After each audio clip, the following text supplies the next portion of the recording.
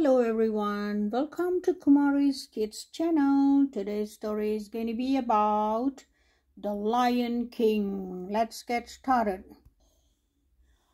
The sun came up over the African plain, hot and brilliant, just as it had done since the beginning of the time.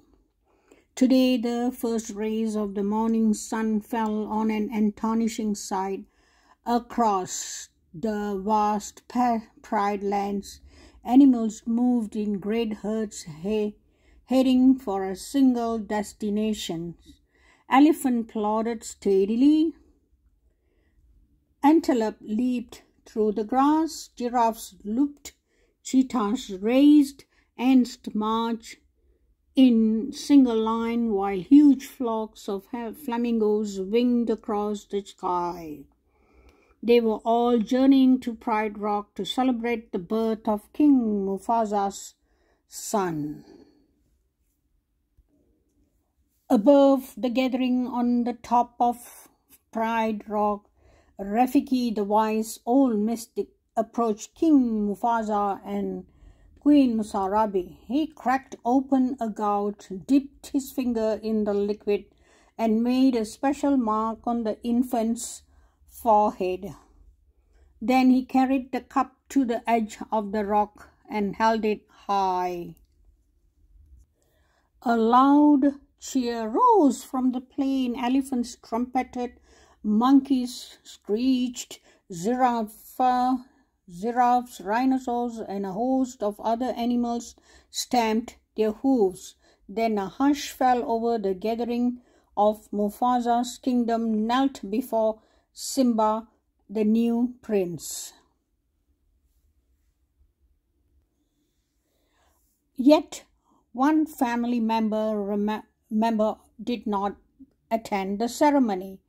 Mufasa's brother Scar had spent the entire morning toying with a mouse. He was just about to eat it when Zazu, the king's majordome, appeared. Scar turned and the mouse scramped away. "Now look, Zazu, you have made me lose my lunch." Scar complained, "You'll lose more than that when the king gets through with you." But Scar wasn't listening. He was still hungry, and Zazu was beginning to look pretty tasty.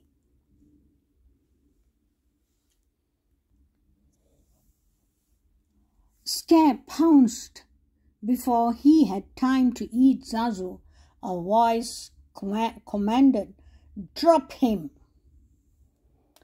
Scar released the bird. "Why, if it isn't my big brother?" he sneered.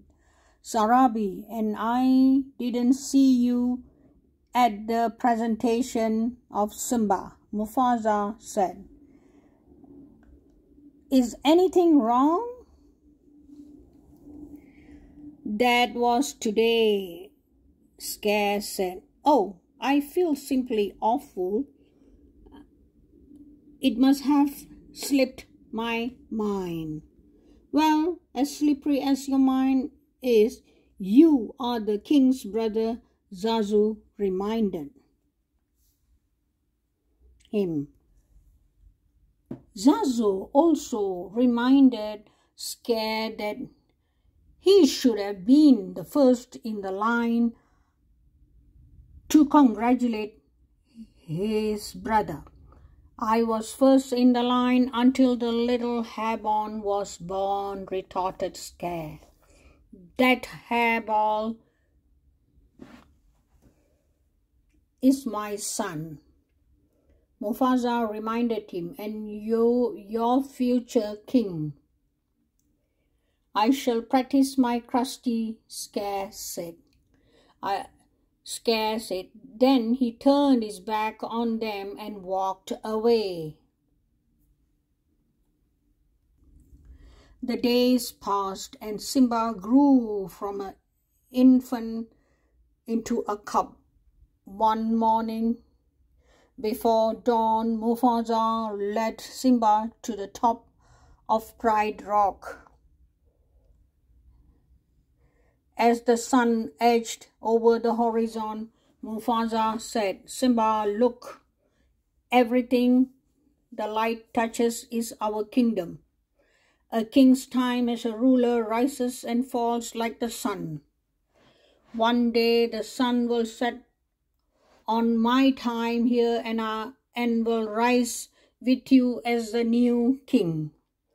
And this will all be mine." "Wow," said Simba, looking around, "but what about that shadowy place?" Mufasa turned to his son. "This is beyond our brothers. You must never go there, Simba." As they wandered away from Pride Rock, Mufasa said, "Simba, everything you see exists together in a delicate balance. As king, you will need to understand that balance and respect all creatures because we are all connected in the great circle of life." The young cub tried to listen, but a grasshopper caught his eye and he chased after it. Just then Zazu arrived with the morning report. "Sir," he addressed Mufasa, "hyenas have crossed into the Pride Lands. Quickly," the king ordered his majordoma to take Simba home. "Oh, Dad, can't I come?" Simba whined. "No, son," his father replied, and he took off after the dark shapes in the distance. After Zazu made sure that Simba was home safely, the excited cub, found Scare sunning himself on a rock. "Hey, Uncle Scare," Simba cried. "My dad just showed me the whole kingdom and I'm going to rule it all." Scare scowled. Then slowly he began to smile. "So your father showed you the whole kingdom? Did he show you what's beyond that rise at the border?" "No," said Simba. "He said I can't go there." "And he's absolutely right," Scare replied. "It's far too dangerous. Only the bravest lions go there. An elephant graveyard is no place for young prince." "An elephant? What?" said Simba. "Wow. Oh dear, I have said too much," said Scare, grinningly slyly. "Just do me one favor," he added. "Promise me that you'll never visit that dreadful place, and remember, it's our little secret."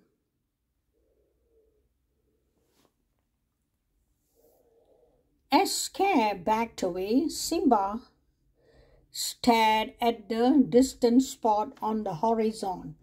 He had no idea that Scare had cleverly set a trap to rid himself of the future king forever.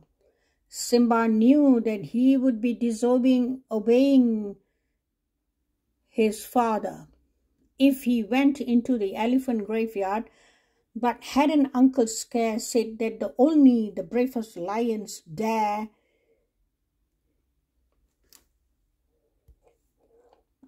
But Uncle hadn't Scare said that only the bravest lions dare venture there? Wouldn't Dad be proud of such a brave cub? Thought Simba. Soon after Simba went in search of his best friend Nala.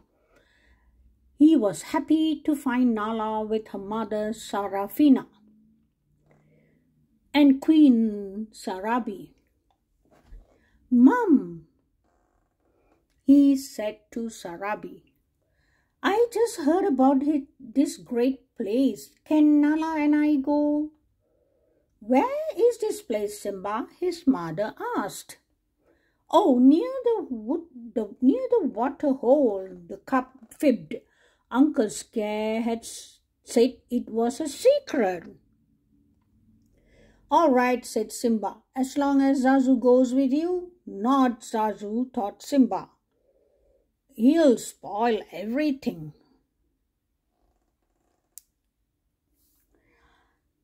As Zazu led the way, Simba whispered to Nala, "We have got to ditch him. We are not going to the water hole. We are going to an elephant graveyard." When Zazu looked back and saw them whispering, he said, "Just look at you two. Your parents will be thrilled. One day you two are going to be married. It's a tradition. Marry her?" "Forget it," said Simba. "I can't marry her. She's my best friend. And besides, when I'm king, I'll do as I please." Zazu shook his head with that attitude. "You will be a pretty pathetic king."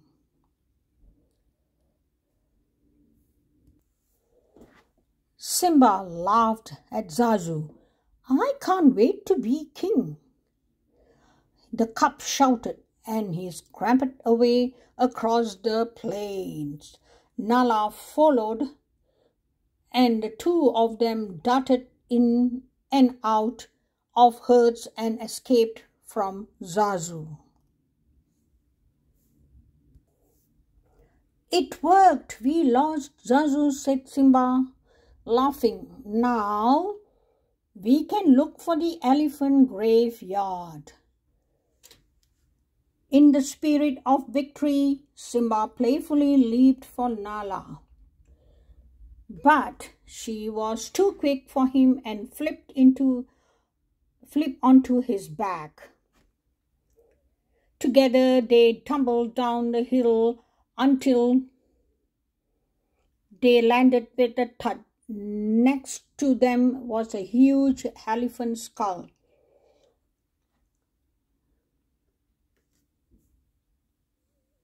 "This is it. We made it," said Simba. "Wow," exclaimed Nala. "It's really creepy." "Come on," said Simba. "Let's check it out." Before they could climb into the skull, Zazu caught up with them. "We are way beyond the boundary of the Pride Lands," he said. "And right now we all are in a very real danger." "I laugh in the face of danger," said the brave lion cub. "Ha ha ha," replied the elephant skull. Then out of the skulls, cavernous eyeholes popped 3 slobbering hyenas.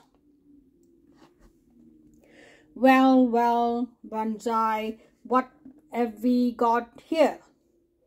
said one hyena. "I don't know, Zenzi," answered another. "What do you think, Ed?" Ed, the third hyena, just licked his lips and laughed.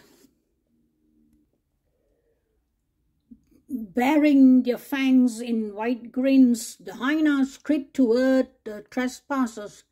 They grabbed Zazu first. "Why don't you pick on somebody your own size?" Simba shouted. The hyenas dropped Zazu and raced after the cubs. When Zenzi threatened Nala, Simba swept his claws across the hyena's nose.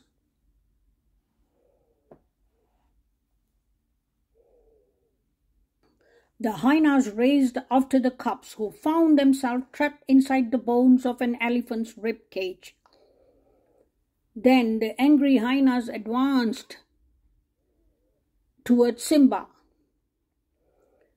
their sharp teeth gleaming A giant paw suddenly struck Zenzi, sending her and another hyenas into a pile of bones.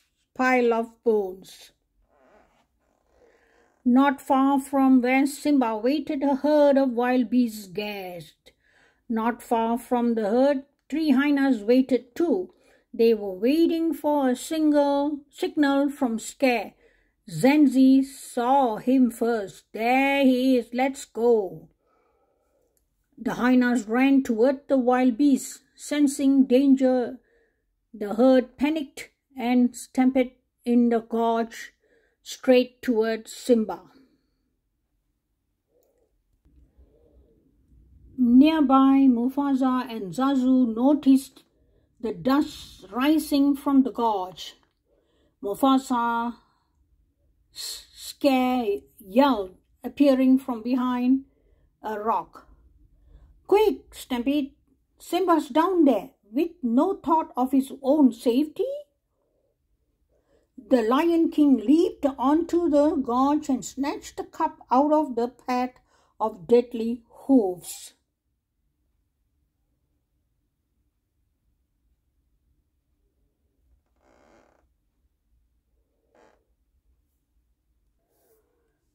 Mufasa jumped onto a rocky ledge and set Simba down. Suddenly, Mufasa felt the rocky wall crumble beneath his hind paws. He fell back into the herd, badly hurt. He tried to climb another cliff. Looking up, he saw Scare. "Brother, help me," Mufasa pleaded. Scare leaned toward Mufasa and pulled him close. "Long life, King," he whispered. Then let go. Mufasa lost his grip and disappeared beneath the mass of moving animals.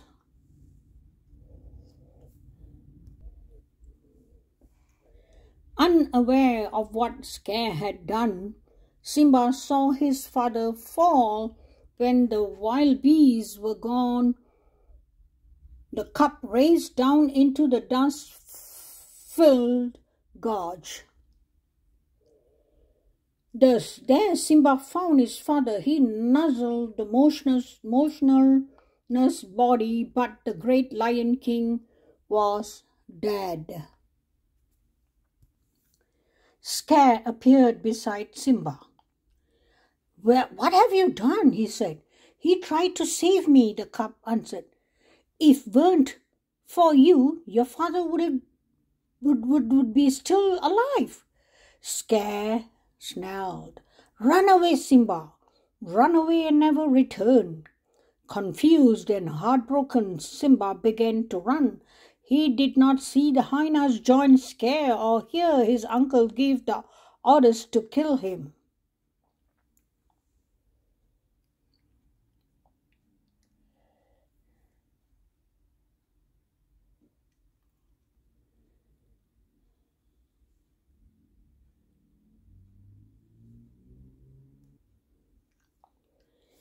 When Simba opened his eyes again, the burning sun and the vultures were gone. But a merkit and a warthog were standing over him. "You okay, kid?" said the merkit. You nearly died," said the warthog. "We saved you." "Thanks for your help," Simba replied. He stood on a wobbly legs and started to leave. The merkit called after the shaky cub. "Where ya from?" "It doesn't matter," Simba said quietly. Then he admitted, "I did something wrong, something terrible, but I don't want to talk about it." "Then you are an outcast," cried the merkit. "So are we. My name's Timon and this is Pumbaa. Take my advice, kid. You gotta put your past behind. No past, no future, no worries, Hakuna Matata." Time passed in the carefree company of his new friends. Simba grew into a young lion. One night, while the three of them were gazing at the stars, Simba said, "Someone once told me that the great kings of the past are up there, watching over us." Pumbaa and Timon laughed. "Who'd have told you a crazy thing like that?" said Timon. Simba, thinking of his father, was silent. The next day, as Simba was wandering through the jungle, he heard his friend shout for help. Simba hurried toward the sound. Pumbaa was caught beneath the trunk of a fallen tree, and Timon was trying to protect him from a hungry young lioness.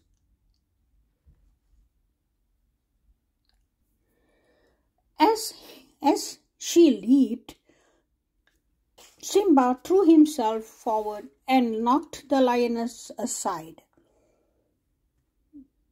For a moment they tussled. Then the lioness pinned him to the ground and stared down at him. Simba, she said hesitantly. "Nala," he replied. As the lions hugged, Timon cried, "What's going on here?" Simba laughed and introduced Nala to his friends. She smiled politely, but she could not stop staring at Simba. Finally, she said, "Everyone thinks you are dead." "They do?" Simba said. "Yes, Scare told us about the stampede." "What else did he tell you?" Simba asked cautiously. "What else matter?" Nala exclaimed. "You are alive, and that means you are the king." "King!" cried Timon and Pumbaa in surprise. Excusing themselves, Simba and Nala strolled into the jungle. Scare let the hyenas take over the Pride lands. Nala said, "Everything's destroyed. There's no food, no water. Simba, if you don't do something soon, everyone will starve." "I can't go back," he insisted. Nala did not understand why Simba refused to accept responsibility and help the Pride. "What's happened to you?" she asked. "You're not the Simba I remember." "You're right. I'm not," he said. "Now, are you satisfied?" Before he turned to leave, Simba added angrily, "Listen, you think you can just show up and tell me how to live my life? You don't even know what I've been through." Nala called after him, but Simba ignored her. That night, while the others slept, Simba sat on a rock and gazed up at the twinkling sky. "I don't care what anybody says," he said. "I won't go back. What would it prove anyway? It won't change anything. You can't change the past." Then Simba heard a strange sound. Somewhere in the jungle, someone was chanting in a sing-song voice. As if from nowhere, a bent figure of an old baboon appeared. "Who are you?" Simba asked, slightly annoyed. "The question is, who are you, baboon?" Simba thought for a moment, then sighed. The old baboon said, "I know your father."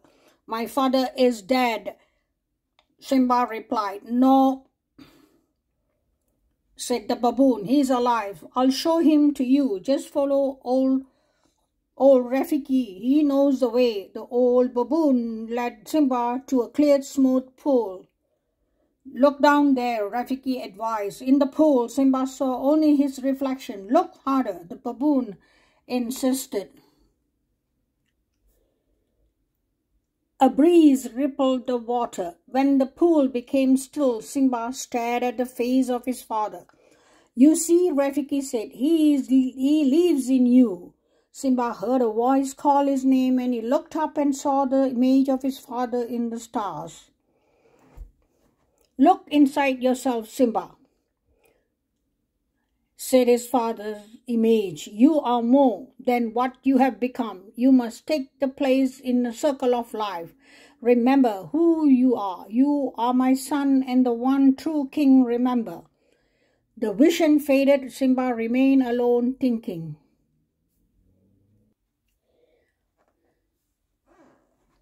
The next morning, Nala, Timon, and Pumbaa looked all over for Simba. Finally, Rafiki caught up with them. "You won't find Simba here," the baboon said. "The king has returned." Timon asked, "What do you mean? He's gone back to challenge his uncle," Nala exclaimed.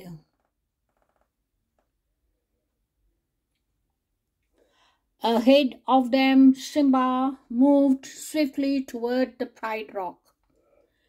As he crossed over to his homeland, he saw ruin, devastation everywhere. For a moment, Simba hesitated. Then he felt a fresh wind and saw rain clouds gathering on the horizon. With renewed hope, he continued his journey. Soon Nala joined him, as did Pumbaa and even Timon. As they approached the Pride Rock, they saw some hyenas. Pumbaa and Timon stayed behind to divert the pack. Nala went to find the lioness, while Simba forged on alone in the search of his mother. Meanwhile, at the Pride Rock, Scar rejoined without shame. "Where is your hunting party?" he shrieked at Sarabi. "There's no food." She replied, "The herds have moved on. We have only one choice. We must leave the Pride Rock." "Then, okay, we are not going anywhere," he growled. Sarabi replied, "Then you are sentencing us to death." "Then so be it. I am the king and I make the rules. If you were half the king Mufasa was," Sarabi began, and dragged Scar, struck, and she fell. A tremendous roar echoed among the rocks. Scar whirled and saw a great lion before him. "Mufasa," he said, gasping. "No, it can't be. You are dead." Weak and delirious, Scar backed away from the ghost. "What do you want?" he cried. "Why are you here? Go away. Go, leave me alone." Although many years has passed, Sarabi still recognized her son Simba. "So, son Simba," she said quietly, "you are alive." Then Simba saw Scar crawling up Pride Rock. Simba dashed up the steep face, dodging fire and smoke. This time he trapped Scar at the edge. "Simba, you don't understand," Scar insisted. "I didn't kill your father. It was the hyenas. They are the enemies. Now that you are back, together we can defeat them." "Run away, Scar," Simba commanded, repeating the advice his uncle had once given him. "Run away and never return." Scar struggled to slink away, but then he turned and lunged for Simba. Acting swiftly, Simba hurled Scar off the cliff. The sound of hungry hyenas drifted up from the gorge, revealing Scar's awful fate. As rain began to fall, Simba climbed up to the top Pride Rock. Then the clouds parted, revealing a star-filled sky. Simba roared trumpetingly, and all who heard him reacted with joy. Soon, under the rule of his wise and the brave king, the Pride lands flourished. The herds returned to graze, and food was plentiful once again.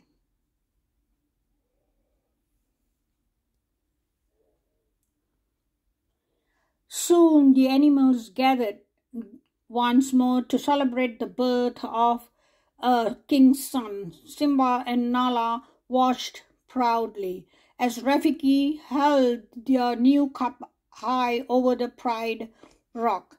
As the morning sun touched the African plains, Simba thought of something his father had once told him. A king's time as a ruler rises and falls like the sun.